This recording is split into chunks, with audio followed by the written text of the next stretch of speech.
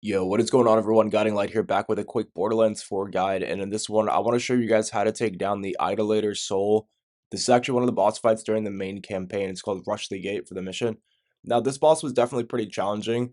I wouldn't say it's impossible, but it's definitely really challenging. It took me about 15 minutes to beat this boss. I did get it on my second try because there's a few mechanics you may need to learn in order to actually beat this boss. So I want to walk you through the boss fight and give you a few tips and tricks on how I was able to beat it. Now, the weapons you use shouldn't matter too much, but I would try and use whatever the best weapons you have. I'm using a fully automatic assault rifle. This was the highest DPS weapon that I had. Now, to explain the way this fight works is the boss is going to have an armor plate over his normal health bar.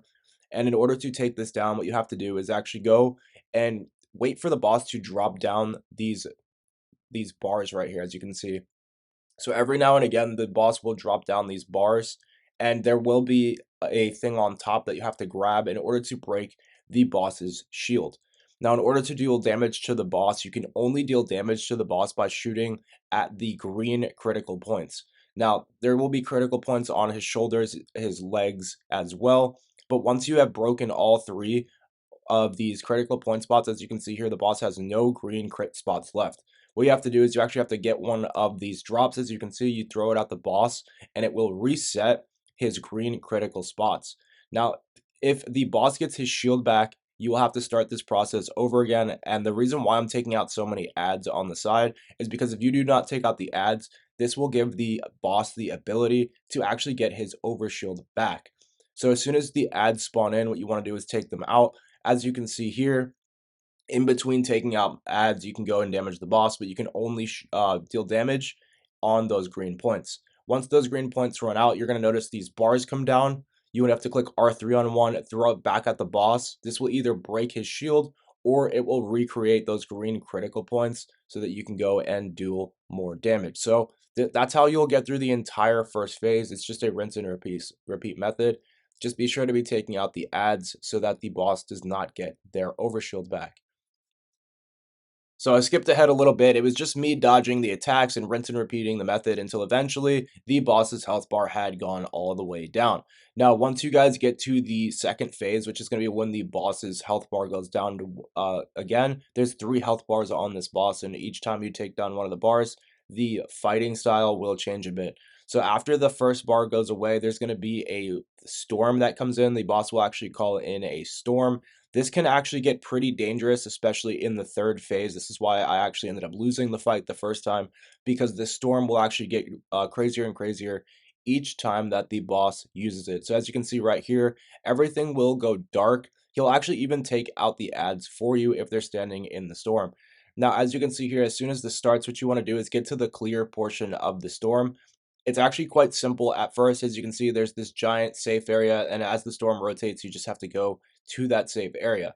Now, you'll see later on in the fight, though, especially during the third phase, that this storm effect becomes harder and harder each time the boss pops it. The space that you're going to be able to stand in is going to become smaller and smaller each time that it rotates until it's literally down to just basically the slice of a pie. So it's going to be pretty small in that third phase. You definitely need to be ready for it. And that's actually part of the reason why I wanted to make this video, because there was a bunch of little tricky things during this fight, which I could see causing some trouble. Now that we're in the second phase, you'll notice 2 rounds of these bars come down before the shield breaker comes out. So as you can see here, those bars came down. I took down a few ads. The boss's shield is broken, and now we can simply rinse and repeat the same method from the first phase, where we have to go and hit those green critical points. The only difference now is that it's going to be getting more intense. The boss will be more aggressive, and the uh, drops will come in much more frequently. So as the fight goes on, it will definitely get more and more intense. And by the time you get to the third phase, it's actually really, really tough. So I'm going to skip ahead. Actually, this was not any different really than the first phase, just a little bit more intense. Same exact method where you just take out the ads as they spawn. If the boss gets his overshield back like he did just there, you just have to simply wait until these pillars come back down. Because we're in the second wave, there's going to be 2 waves of pillars this time, and then you can simply break the boss's shield and repeat the damage output.